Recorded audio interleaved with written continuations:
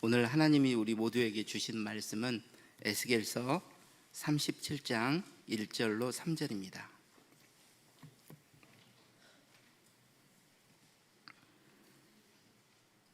우리 함께 읽어보도록 하겠습니다.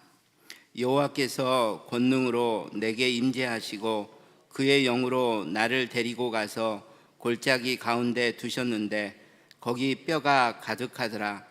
나를 그 뼈 사방으로 지나가게 하시기로 본즉 그 골짜기 지면에 뼈가 심이 많고 아주 말랐더라. 그가 내게 이르시되 인자야 이 뼈들이 능히 살 수 있겠느냐 하시기로 내가 대답하되 주 여호와여 주께서 아시나이다. 아멘. 3절만 한 번 더 읽어보도록 하죠. 그가 내게 이르시되 인자야 이 뼈들이 능히 살 수 있겠느냐 하시기로 내가 대답하되 주 여호와여 주께서 아시나이다. 아멘. 에레미야는 눈물의 선지자라고 불리잖아요. 예루살렘 멸망을 보면서 탄식하고 아파하면서 그렇게 많이 울었기 때문입니다. 그렇다면 오늘 에스겔에게는 어떤 별명을 붙여주는 것이 좋겠습니까? 저는 환상의 선지자라고 붙였으면 좋겠습니다. 왜 환상의 선지자냐? 그만큼 환상을 많이 보았기 때문이기도 하지만요, 에스겔이 보았던 환상은요, 이스라엘 민족의 미래와 현재와 미래에 관련된 아주 굵직굵직한 환상이었기 때문입니다. 환상의 숫자보다도 그 환상의 규모가 대단했기 때문에 환상의 선지자라고 불리는 것이 어떨까 하는 거죠. 도대체 어떤 환상을 보았느냐면요, 하나님의 영광이 예루살렘 성전을 떠나는 환상도 보았고요, 예루살렘 성전 대신에 새로운 성전이 지어지는 환상도 보았습니다. 또 그 성전에 하나님의 영광이 다시 되돌아오는 그런 환상도 보았습니다. 그리고 오늘 우리가 본문에서 본 것처럼 마른 뼈 골짜기에 마른 뼈들이 군대로 다시 살아나는 환상도 보았고요, 성전에서 물이 조금씩 흘러 나오다가 강을 이루고 바다를 이루고, 그래서 죽은 바다인 사해까지 살리는 그런 환상도 보았습니다. 환상의 스케일이 대단하잖아요. 그래서 환상의 선지자라 불릴 법한 것입니다. 그런데 저는 이 모든 환상들 중에서 마른 뼈 골짜기의 환상에 대해서 여러분과 함께 묵상을 해보고자 합니다. 왜 다른 환상도 아니고 하필 이 환상이냐? 그것은 이 환상이 우리 모두에게 굉장히 익숙해 있기 때문입니다. 이 환상을 모르는 그리스도인들은 거의 없겠죠. 그만큼 목사님들이 많이 자주 설교하시는 그런 본문이기도 합니다. 그렇다고 목사님들이 많이 설교하시는 것에 또 나도 거기다 덧붙여서 설교하겠다는 그런 생각은 아니고요, 많이 우리에게 익숙하지만 우리가 충분히 이 본문을 묵상하지는 못했던 것 같다, 이런 아쉬움이 있기 때문에 우리가 혹 지나치고 있는 어떤 중요한 의미가 있지 않느냐라는 생각에 제가 이 말씀을 함께 나누고자 하는 것입니다. 이 환상에 대해서 간단하게 살펴보면요, 하나님이 에스겔을 부르셔서 마른 뼈가 가득한 골짜기를 보여주십니다. 여러분, 뼈가 말랐다는 것은 사람이 죽었는데 이 죽은 지 아주 오래됐다는 말이겠죠. 왜냐하면 살은 전부 다 썩어서 없어져 버렸으니까. 그리고 뼈만 남았는데 뼈도 시간이 많이 지나서 완전히 말라 버렸다는 것입니다. 마른 뼈는 무슨 색깔로 보이는지 아세요? 거의 흰색이죠. 그래서 이 골짜기는 정말 하얀 골짜기처럼 보였을 것입니다. 이게 마른 뼈로 가득한 골짜기의 모습이었는데요. 그걸 다 보여주신 다음에 하나님이 에스겔에게 물으시는 거예요. 인자야, 너는 이 뼈들이 살아날 수 있다고 생각하느냐? 그러자 에스겔이 뭐라고 대답합니까? 주께서 아시나이다. 주님만이 아신다는 거죠. 그러자 하나님이 에스겔에게 명령을 하세요. 이 뼈들에게 하나님의 말씀을 대신 전해라. 그리고 생기에게 명하여 이 뼈들에게 들어가 이 뼈들을 다시 살아나게 해라.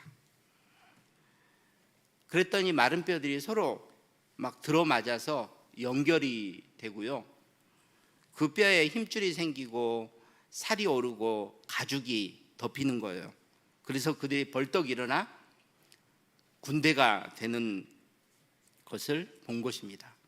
단지 죽은 자들이 살아나는 것만 해도 대단한 일인데 그들이 군대가 되는 것까지 보았던 것입니다.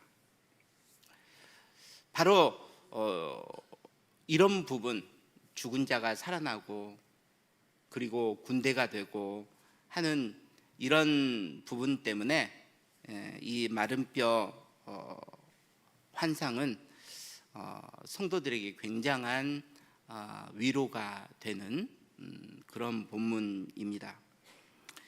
전능하신 하나님께서 내 인생 가운데서도 이렇게 놀라운 일들을 행하실 수 있다, 이런 소망을 주는 본문이기 때문입니다. 바라기는 저와 여러분 중에 혹시 지금 내 상황은 마른 뼈와 같은 그런 상황이다, 어떻게 해야 될지도 모르고 인간적으로는 도저히 회복될 수 있는 그런 방법이 없다, 이렇게 생각하시는 분들이 있다면 마른 뼈를 다시 살리시는 전능하신 하나님을 의지하시는 오늘 예배가 되시기를 주님의 이름으로 축복합니다. 그런데 이 환상을 보면서 단지 그렇게 나 개인에게만, 또 내 개인의 절망에만 적용을 해버리면 이 본문이 원래 말하고자 하는 의도를 우리가 많이 놓치고 있다는 생각을 해봅니다. 왜냐하면 하나님이 이 환상을 주셨을 때 의도했던 것이 있기 때문입니다. 그건 환상을 해석하시는 하나님의 말씀을 보면 우리가 알 수 있는데요. 에스겔서 37장 11절 12절을 우리 함께 읽어보도록 하겠습니다. 또 내게 이르시되 인자야, 이 뼈들은 이스라엘 온 족속이라. 그들이 이르기를 우리의 뼈들이 말랐고 우리의 소망이 없어졌으니 우리는 다 멸절되었다 하느니라. 그러므로 너는 대언하여 그들에게 이르기를 주 여호와께서 이같이 말씀하시기를 내 백성들아, 내가 너희 무덤을 열고 너희로 거기에서 나오게 하고 이스라엘 땅으로 들어가게 하리라. 하나님이 이 환상을 주신 1차적인 의도가 있습니다. 그건 바벨론에 의해서 멸망당하고 포로로 붙잡혀 있는 이스라엘 백성들에게 다시 고국으로 돌아갈 수 있다는 소망을 심어 주시는 것입니다. 하나님이 그렇게 하시겠다는 거죠.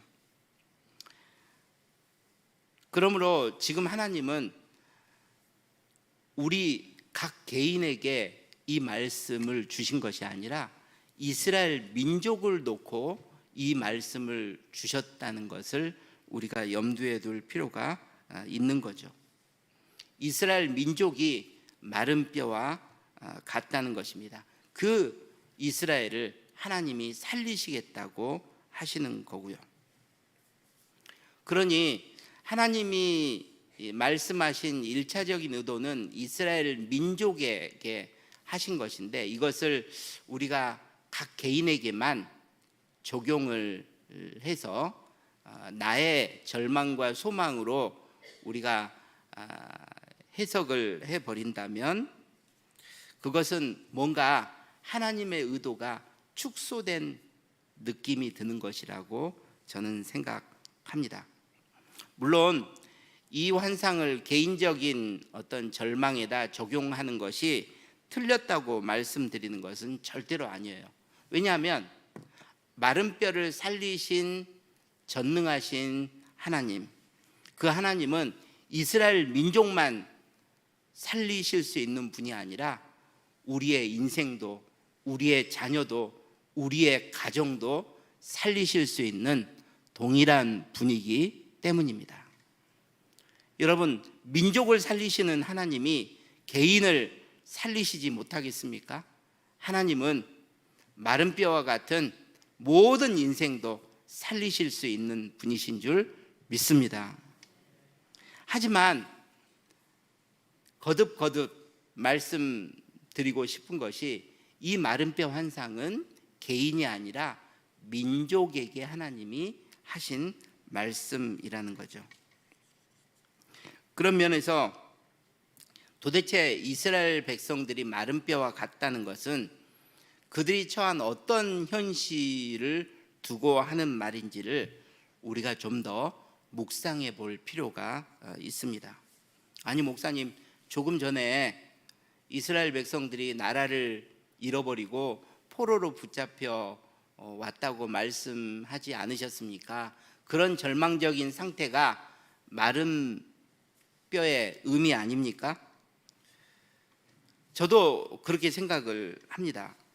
하지만 지금 이 37장의 본문이 에스겔 전체의 내용 속에 주어진 것을 보면, 이 마른 뼈라는 것이 단지 조국을 잃어버리고 포로로 붙잡혀온 그 절망적인 상황만을 가리키는 것은 아니라는 생각이 듭니다.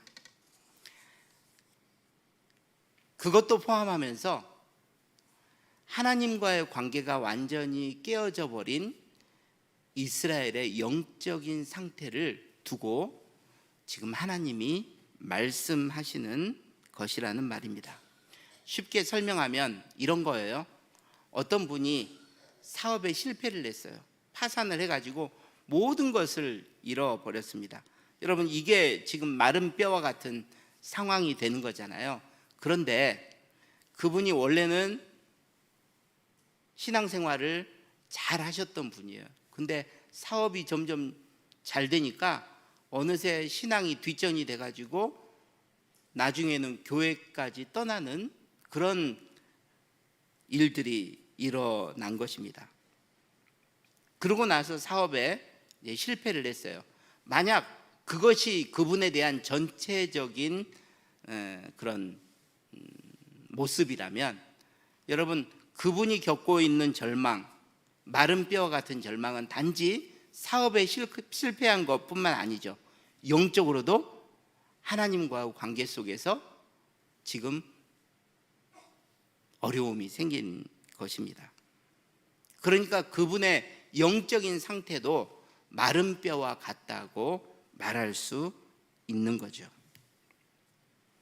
그러므로 마른 뼈라는 것이 나라를 잃고 포로로 붙잡혀 왔다는 그런 현실적인 의미보다 더 깊은 영적인 의미가 있다는 것을 우리가 염두에 둬야 됩니다. 그것이 에스겔 전체 메시지가 말해주고 있거든요. 그러니까 마른 뼈와 같은 이스라엘 백성들이 다시 회복될 것이라는 소망은 포로로 붙잡혀 왔다가 다시 고국으로 돌아가게 된다는 그런 정도의 소망보다 훨씬 큰 의미가 있다는 것을 우리가 염두에 둘 필요가 있습니다. 그러니까 영적으로 타락했던 이스라엘이, 하나님을 떠났던 이스라엘이 다시 하나님께로 돌아오고 하나님과의 관계가 다시 회복된다는 그런 소망도 지금 담고 있다는 거죠. 그런 면에서 도대체 이스라엘 백성들은 어떻게 영적으로 그렇게 하나님 앞에서 부패하고 타락했는가, 그들의 영적인 상태를 우리가 좀 살펴볼 필요가 있습니다. 에스겔 전체를 놓고 그들의 영적인 상태를 보여주는 장면들은 많지만 저는 22장이 가장 그것을 잘 보여주고 있다고 생각을 하는데요. 22장 2절부터 4절을 먼저 한번 보도록 하겠습니다. 같이 우리 읽어보도록 할까요? 인자야, 내가 심판하려느냐? 이 피 흘린 성읍을 심판하려느냐? 그리하려거든 자기의 모든 가증한 일을 그들이 알게 하라. 너는 말하라. 자기 가운데 피를 흘려 벌받을 때가 이르게 하며 우상을 만들어 스스로 더럽히는 성아, 내가 흘린 피로 말미암아 죄가 있고 내가 만든 우상으로 말미암아 스스로 더럽혔으니 내 날이 가까웠고 내 연한이 찼도다. 여러분, 지금 에스겔이 하나님이죠. 하나님의 에스겔을 통해서 예루살렘 성에 대해서 지금 말씀하고 계세요. 왜 이스라엘 전체가 아니라 예루살렘이냐? 예루살렘은요, 이스라엘 중에서도 가장 영적이고 거룩한 곳입니다. 왜? 거기에 뭐가 있어요? 성전이 있기 때문에요. 하나님의 임재가 있는 곳이니까 영적인 곳이고 거룩한 곳이라는 말입니다. 그런데 그 예루살렘을 놓고 하나님이 두 가지 표현을 하세요. 첫 번째는 피 흘린 성읍이다. 두 번째는 우상을 만들어 스스로 더럽히는 성읍이다. 우상을 만들어 스스로 더럽힌다는 말은 예루살렘이 성전이 있는 거룩한 곳이 아니라 우상 공장이 되어버렸다는 말입니다. 하나님과의 관계가 얼마나 파탄이 났는지를 보여주는 거죠. 그리고 피 흘린 성읍이라는 말은 한마디로 말하면 살인자들의 소굴이 되었다는 이야기입니다. 이것은 하나님과의 관계보다는 사람들과의 관계가 완전히 깨어져 버린 곳이라는 말이에요. 그러니까 하나님과의 관계나 인간들과의, 사람들과의 관계가 완전히 깨어져 버린 곳이 바로 예루살렘이라는 것입니다. 예루살렘이 이 정도면 나머지는 말할 나위가 없다는 거죠. 그래서 너희들을 심판할 수밖에 없다고 하나님이 말씀하고 계시는 것입니다. 이러한 이스라엘의 죄는 6절에서 12절까지를 보면 더 구체적으로 표현되고 있는데요. 6절만 먼저 보도록 하겠습니다. 같이 읽습니다. 이스라엘 모든 고관은 각기 권세대로 피를 흘리려고 내 가운데 있었도다. 여러분, 권세를 가지고 피를 흘려요. 이 말은 권력을 남용해서 다른 사람을 해치는 죄를 지금 짓고 있다는 것입니다. 7절 8절도 보도록 하겠습니다. 함께 읽습니다. 그들이 내 가운데에서 부모를 업신여겼으며 내 가운데에서 나그네를 학대하였으며 내 가운데에서 고아와 과부를 해하였도다. 너는 나의 성물들을 업신여겼으며 나의 안식일을 더럽혔으며 더럽혔으며, 거기까지. 부모를 업신여겨요. 부모의 권위를 무시하는 것입니다. 여러분, 그러면 부모를 이렇게 무시하면요, 다른 사람은, 다른 권위는 존중하겠어요? 아니죠. 모든 권위를 다 무시하고 업신여기는 죄를 짓고 있었던 것입니다. 스승의 권위, 노인의 권위 다 없는 거예요. 그리고 나그네 고아 과부와 같은 약자들을 돌보지 않아요. 그들을 오히려 학대합니다. 8절, 나의 성물들을 업신 여겼으며. 여러분, 성물이란 거룩한 물건들이잖아요. 그런 것을 업신 여겼다는 말은 무슨 말이겠습니까? 여러분, 거룩에 대한 관심이 있으면 그렇게 못하죠. 내가 거룩하게 살아야겠다 그러면 성물들을 업신여기지 못하겠죠. 그러니까 성물들을 업신여겼다는 것은 거룩에 대한 관심이 하나도 없다는 이야기입니다. 안식일을 더럽혔다는 말은 무슨 말이겠습니까? 제가 곰곰이 생각을 해봤어요. 왜 그렇게 안식일이 구약 성경에 많이 나오나? 그렇게 안식일이 중요한 건가?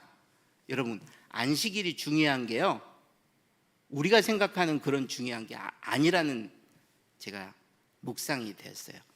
보세요. 이스라엘 백성들이 했던 신앙의 행위 중에서 이건 하나님을 믿기 때문에 하는 것이구나라고 가장 다른 사람들이 보기에도 두드러진 외적인 행위가 뭐예요? 안식일을 지키는 거예요. 이건 그냥 보면 지키는지 안 지키는지 분명하잖아요. 그런데 안식일을 업신여겨요. 자, 그렇다면 이것만 보면 그 안식일이 정말 다른 계명보다 더 중요해서가 아니라 다른 하나님의 계명을 지키겠냐고요? 아니죠. 그러니까 안식일부터 업신여기는 그 모습을 보니 하나님의 계명을 지킬 마음이 하나도 없다는 말입니다. 9절 10절을 보도록 하겠습니다. 같이 읽습니다. 내 가운데 피를 흘리려고 이간을 붙이는 자도 있었으며 내 가운데 산 위에서 재물을 먹는 자도 있었으며 내 가운데 음행하는 자도 있었으며. 네, 여기는 그냥 눈으로만 보도록 하겠습니다. 여러분, 피를 흘리려고 이간을 붙여요. 사람을 모함하고 갈등을 조장하는 거죠. 그리고 우상 숭배를, 재물을 버젓이 먹어요. 자기의 잘못을 부끄러워하지를 않는 것입니다. 그리고 정말 입에도 담을 수 없는 성적인 난잡한 범죄들을 계속 저지르고 있는 거죠. 12절도 있나요? 네, 12절도 읽겠습니다. 내 가운데 피를 흘리려고 뇌물을 받는 자도 있었으며 내가 변동과 이자를 받았으며 이익을 탐하여 이웃을 속여 빼앗았으며 나를 잊어버렸도다. 여러분, 피를 흘리려고 뇌물을 받는다는 것은요, 청부 살인을 했다는 말입니다. 그런데 그게 돈하고 관계 있잖아요. 그래서 그 뒷부분에 뭐라고 나오냐면 돈을 모으기 위해서는 수단과 방법을 가리지 않는 그런 삶을 사람들이 살고 있었다는 거죠. 돈이 가장 중요했다는 것입니다. 여러분, 얼마나 영적으로 타락했습니까? 영적으로 타락하니까 도덕적으로도 타락하잖아요. 그래서 14절을 보면 하나님이 이렇게 말씀하세요. 내 마음이 견디겠냐고. 그걸 보는 게 이젠 도저히 참을 수가 없다는 말입니다. 그래서 내가 그것에 대한 보응을 하겠다, 심판을 하겠다라고 지금 말씀을 하고 계시는 거죠. 여러분, 이것이 지금 마른 뼈의 의미라는 것입니다. 단지 나라를 잃고 포로로 붙잡혀온 그 상황 자체가 절망적인 것 말고, 그것도 포함하고 있지만 그것 이전에 영적으로 이렇게 부패하고 타락해 버린 것이 지금 마른 뼈와 같다는 그런 의미인 것입니다. 그러므로 이 마른 뼈가 다시 살아날 수 있겠느냐라고 하나님이 에스겔에게 물으시는 것은 너희가 나중에 고국으로 돌아갈 수 있다고 생각하느냐, 그 정도의 질문이 아닙니다. 정말로 이렇게 심판을 받을 정도로 부패하고 타락하고 도무지 선지자들을 계속 보냈는데도 회개하지 않는 이 이스라엘의 영적인 이 모습이 다시 하나님이 원하시는 모습으로 돌아올 수 있겠느냐. 지금 하나님이 그렇게 에스겔에게 묻고 계시는 거죠. 그러니까 마른 뼈가 무엇인지를 이해하는 것이 굉장히 중요한 것입니다. 그래야 우리는 이 말씀을 2500년 전에 했던 이 말씀을 오늘날 제대로 적용할 수 있는 거죠. 여러분, 정말로 이 마른 뼈의 의미를 알았다면, 하나님이 주시려는 소망의 의미를 알았다면요, 이 말씀을 우리가 어디다 적용하는 것이 좋겠습니까? 이스라엘은 민족이고 국가였지만요, 또한 신앙적으로 보면 신앙의 공동체였습니다. 교회였습니다. 그러므로 우리가 이 말씀을 2500년 후에 지금 우리에게 적용을 한다면 바로 개인에게만 적용하는 것이 아니라 오늘날의 신앙 공동체인 교회에 적용하는 것이 맞다라고 저는 생각을 합니다. 지금 하나님이 이 말씀을 우리에게 하시고 계시다면 한국 교회를 염두에 두고 하나님이 하고 계시다는 거죠. 그렇다면 한국 교회가 이스라엘 민족이 영적으로 타락했던 것처럼 그만큼 타락했다는 것인가? 물론 우리 중에 100% 동의하시는 분들은 없을 것입니다. 저도 그렇게까지는 생각하지 않습니다. 물론 마지막에 나오는 돈을 위해서라면, 돈을 모으는 방법이라면 어떤 것도 서슴지 않는 그런 모습, 배금주의, 물신주의, 이런 것이 한국 교회와 동일한 모습일 수 있는 거죠. 하지만 그 밖에 나오는 모든 것이 다 한국 교회에 그대로 들어맞는 것은 아니라는 것입니다. 하지만 한국 교회의 지금 이 문제는요, 숫자가 줄어드는 게 아니에요. 누군가가 어느 분이 이야기를 했습니다. 여러분, 그러면 우리 교회에서 다른 교회로 옮기는 사람들이 있으면 다른 교회에서 우리 교회로 오는 분들도 있죠? 여러분, 그게 하나님이 보시기에 어떤 의미가 있다는 것입니까? 그냥 다른 교회는 다 무너지고 약해지더라도 우리 교회만 부흥하고 우리 교회만 잘 되면 여러분, 그게 좋은 것입니까? 저는요, 하나님은요, 한국 교회 전체를 바라보고 계신다고 생각을 합니다. 한국 교회의 문제를 숫자가 줄어드는 쇠퇴나 침체로 보면요, 우리는 하나님의 마음을 모르는 것입니다. 가장 단순하게 말하면 세속화입니다. 세속화가 무엇입니까? 세상과 달라야 될 교회가 세상을 오히려 점점 닮아가고 있는 것이 세속화입니다. 교회하고 세상이 더 이상 구별이 되지 않는 거죠. 여러분, 이것이 영적인 변질이고 영적인 타락입니다. 이런 모습이 하나님이 보시기에는 더 안타까운 모습이라는 거죠. 그러니 한국 교회는 더 이상 소망이 없다는 이야기가 여기저기서 들리고 있는 것입니다.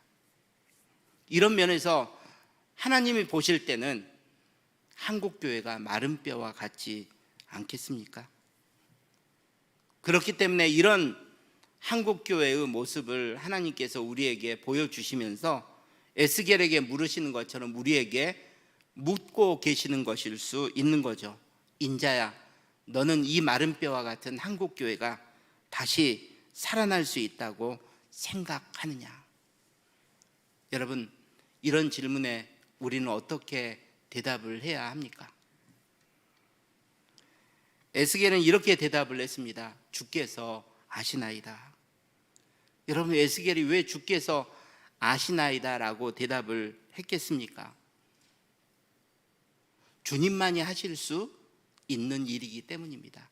인간적으로는요, 어떻게 해볼 도리가 없다는 것을 지금 드러낸 것입니다. 하나님만이 하실 수 있는 일이기에 하나님이 하시겠다고 하면 그렇게 될 수 있지만 하나님이 안 하시겠다고 하면 아무런 소망이 없는 것입니다. 그러니 하나님 마음은 하나님만 아시겠지요. 이렇게 대답을 하는 거죠. 여러분, 이 대답을 듣고 나서 하나님은요, 이스라엘 민족을 살리시는 두 가지 비결을 가르쳐 주십니다. 그게 뭐냐?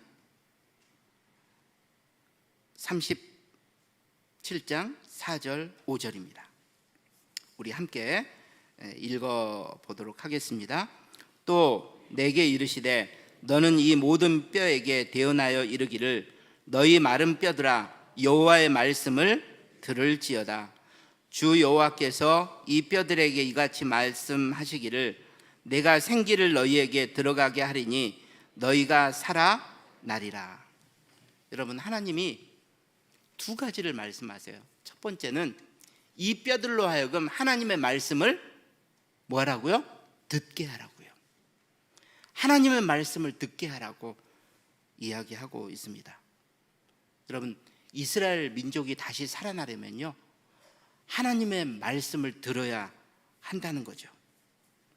하나님의 말씀을 듣기만 해서 되겠습니까? 듣고 깨달아야 하는 거죠. 하나님이 무엇을 원하시는지를 그들이 알아야 그들은 회복될 수 있다고 말씀을 하시는 것입니다. 두 번째는 무엇입니까? 이 생기는요, 하나님이 그 다음에 나의 영이라고 해석을 해주세요. 성령님이신 것입니다. 말씀이 역사해야만 살아나는 것이 아니라 말씀과 함께 뭐가 역사해야 된다고요? 성령님이 역사해야 된다고요. 성령님이 우리 가운데 들어오셔서 성령이 하시는 일을 해야 우리가 살아날 것이라고 지금 말씀하고 계시는 거예요. 이것이 이스라엘이 회복되는 두 가지 비결입니다. 저는 한국교회가 다시 살아나는, 마른 뼈처럼 되어가고 있는 한국교회가 살아나는 두 가지 비결이 바로 이것이라고 생각을 합니다. 그렇다면 도대체 성령이 우리 안에 들어오셔서 어떻게 이스라엘을 다시 살리시겠다는 것입니까? 그것은 이 37장 바로 앞장에 있는 36장 26절 27절을 통해서 하나님이 가르쳐 주세요. 26절 27절 함께 같이 읽도록 하겠습니다. 또 새 영을 너희 속에 두고 새 마음을 너희에게 주되 너희 육신에서 굳은 마음을 제거하고 부드러운 마음을 줄 것이며 또 내 영을 너희 속에 두어 내 율례를 행하게 하리니 너희가 내 규례를 지켜 행할지라. 여러분 잘 보세요. 새 영이라는 말이 그 다음에는 내 영이라고 돼 있잖아요. 하나님의 영, 성령이 하시는 일이 뭔가? 성령이 하시는 일은요, 우리의 마음을 바꾸시는 거예요. 새 마음을 주시는 것입니다. 새 마음을 주신다는 것은 무엇이냐? 우리 안에서 굳은 마음, 완고한 돌 같은 마음 있잖아요. 하나님의 뜻대로 살지 않으려고 하는 그런 굳은 마음을 제거하고 부드러운 마음을 주신다는 말입니다. 그러면 이 부드러운 마음을 갖게 되면 어떻게 되느냐? 그 다음에 나오는 것처럼 하나님의 규례와 율례를 지켜 행하고자 하는 의지가 생긴다는 거예요. 여러분, 이것이 성령님이 우리 안에서 행하시는 일인 줄 믿습니다. 여러분, 그런데 보세요. 아니 목사님, 성령이 먼저 들어가서 이 일을 하셔도 되는데 왜 말씀이 선포된 다음에 성령님이 들어오셔서 이 일을 하시는 것입니까? 저는요, 우리가 곰곰이 생각을 해봐야 된다고 생각해요. 여러분 한번 따라해 보실래요? 말씀이 역사하는 곳에 성령이 역사합니다. 아멘입니까? 성령은요, 혼자 역사하시지 않아요. 말씀이 임하는 곳에 말씀을 듣고 그 말씀을 깨닫고자 하는 사람들에게 성령이 역사하시는 것입니다. 말씀은요, 우리가 무엇을 해야 되는지를 하나님이 가르쳐 주시는 거예요. 그런데 그것만으로는요, 살아나는 게 아니에요. 무엇을 해야 되는지 알고 있으면서도 그것을 하지 않으려고 하는 것이 인간의 본성이기 때문입니다. 그래서 성령님이 우리를 구원하실 때 우리의 마음을 거듭나게 하시는 거예요. 새롭게 태어나게 하시는 거예요. 우리의 본성을 다시 창조하시는 것입니다. 그게 성령이 하시는 일이에요. 우리에게 새 마음 주셔서 하나님이 원하시는 것을 알 뿐만 아니라 그 하나님이 원하시는 대로 내가 살고자 하는 거룩한 의지가 생기도록 만드시는 것이 성령님의 역사인 줄 믿습니다. 그러므로 말씀을 듣고 그 말씀을 깨닫고 그 말씀대로 살아가려는 새로운 의지가 생겨야 여러분 그것이 영적인 회복이고 다시 살아나는 것이라는 것을 오늘 본문이 우리에게 가르쳐 주고 있는 것입니다. 그러므로 두 가지 비결이라고 했는데요, 사실은 이것이 떨어져 있는 것이 아닙니다. 말씀이 역사하는 곳에 성령이 함께 일하신다는 것을 우리가 믿어야 합니다. 성령이 말씀 없이 단독적으로 역사하는 것이 아니라는 것입니다. 그걸 하나님이 보여주는 거예요. 그래서 이 민족을 살리는 것은 하나님의 말씀밖에 없다고 에스겔에게 깨닫게 하시는 것입니다. 그래서 그 에스겔의 말을 들은 이스라엘 민족이 하나님의 말씀을 정리하고 연구하기 시작한 것입니다. 그것의 결과가 뭐라고요? 토라에서 미드라시가 나오고요, 그 다음에 미시나에서 게마라가 나온 것입니다. 그게 탈무드가 되고요, 이스라엘 민족이 정말로 하나님의 말씀을 연구하고 하나님의 말씀을 다시 깨달으려고 노력했던 것입니다. 여러분, 그렇다면 영적으로 세속화되어 가고 있는 한국교회를 어떻게 살립니까? 우리 북문교회가 어떻게 살아날 수 있습니까? 아니, 우리의 각자의 인생과 가정은 어떻게 살아날 수 있는 것입니까? 말씀이 역사하는 곳에 성령이 함께 역사해야 이 모든 것이 다시 살아나게 될 줄 믿습니다. 사랑하는 여러분, 그렇다면 우리의 간구는 이것밖에 없습니다. 주여, 말씀을 깨닫게 하여 주시옵소서. 성령이시여, 내 마음을 새롭게 하여 주시옵소서. 이 기도가 살아있어야 우리의 인생과 가정과 우리 북문교회와 한국교회는 소망이 있을 줄 믿습니다. 기도하겠습니다.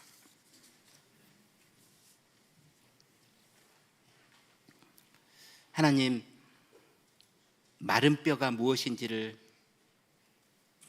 깨닫게 해주셔서 감사합니다. 그저 우리의 상황만 절망적인 것이 마른 뼈의 의미라고 우리가 생각했었는데,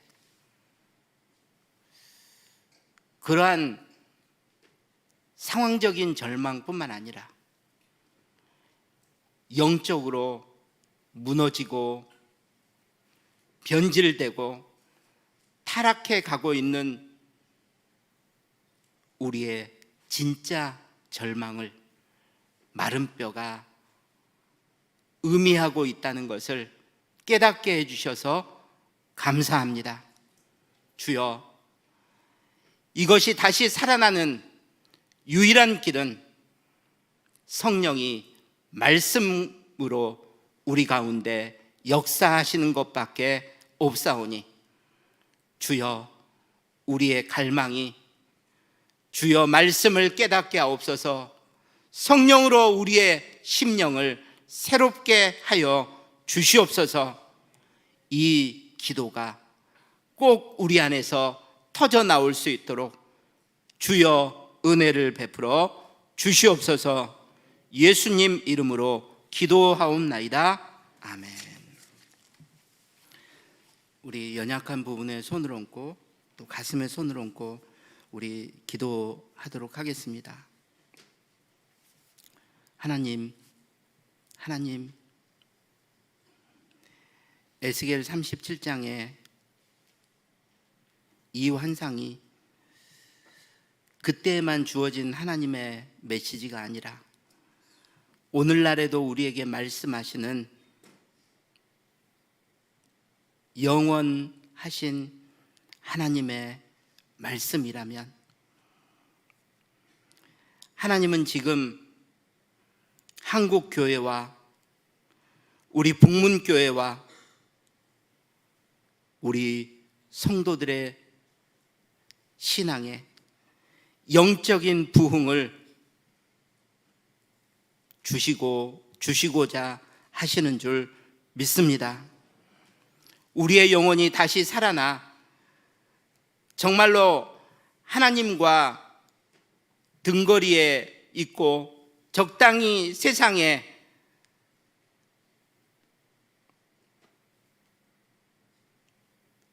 우리의 다리를 두고 사는 것이 아니라 정말로 하나님이 내 전부요, 나에게 가장 중요한 분이며 하나님의 뜻이 내 뜻보다 더 소중하고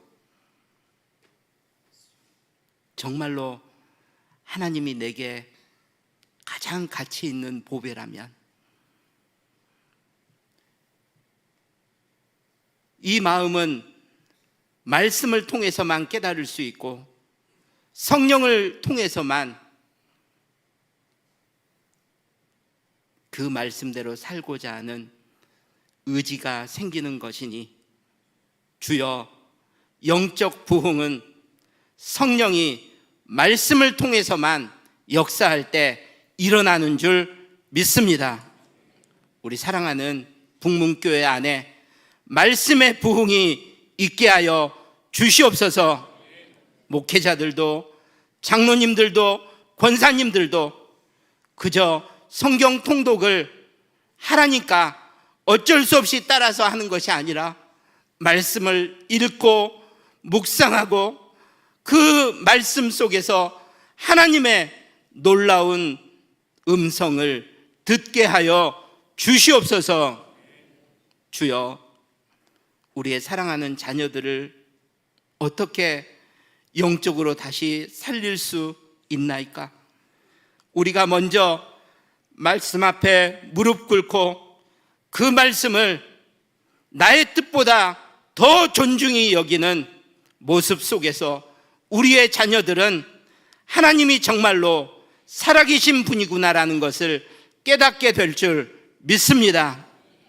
주여, 내가 말씀대로 살려고 발버둥 치면서 우리의 자녀들에게 우리의 신앙을 유산으로 물려주게 하여 주시옵소서. 아버지 하나님, 이 시간 우리의 모든 연약함을 주님 앞에 고백합니다. 주여, 우리 사랑하는 모든 성도들, 여호와께서 우리의 성도들을 항상 인도하시되 우리의 심령을 물된 동상같이, 물이 끊어지지 않는 샘같이 우리를 새롭게 하여 주시옵소서. 우리의 영혼이 그래서 목마르지 않도록 늘 만족시켜 주시며 우리의 모든 육체의 뼈가 견고해질 수 있도록 도와 주시옵소서. 우리 사랑하는 성도들, 손을 얹고 기도하는 부분마다 주님께서 모든 육체의 어둠은 떠나가게 하시고 주님이 주시는 건강과 회복이 임하게 하여 주시옵소서. 이번 한 주 정말 무엇을 하든지 어디에 있든지 정말로 주의 말씀을 사모하게 하시며 말씀과 함께 역사하시는 성령으로 말미암아 우리의 영혼이 날마다 새롭게 되게 하여 주시옵소서. 이번 한 주 주님 앞에 간절히 기도하는 제목들이 있다면 주님께서 사랑하는 성도들의 인생 가운데, 가정 가운데 시온의 대로를 열어 주시옵소서. 어떤 지체도 가라거나 정말로 목마르지 않도록 하나님께서 생수를, 영적인 생수를 우리에게 허락하셔서 주 안에서 늘 만족하고 평안하고 담대하게 하여 주시옵소서. 이 시간 주님 앞에 드려진 예물 주님이 꼭 기억해 주시기를 원하옵고 예수님 이름으로 기도하옵나이다. 아멘. 이제는 우리 주 예수 그리스도의 은혜와 우리 하나님 아버지의 극진하신 사랑하심과 성령님의 감동, 감화, 충만, 교통, 역사하심이 오늘도 주의 말씀 듣고 정말로 성령이 말씀을 통해서 역사하시는 것을 알기 때문에 늘 말씀을 사모하는 자리에 있겠노라 결단하고 돌아가는 사랑하는 모든 성도들 머리 위에, 북문의 모든 선교사님들 가정과 사역 위에, 온 세상 흩어진 우리 지체들 머리 위에 어쩔 수 없이 온라인 예배를 드릴 수밖에 없는 그런 형편 가운데 있는 우리 사랑하는 모든 지체들 머리 위에 이제부터 영원까지 함께 있을지어다. 아멘.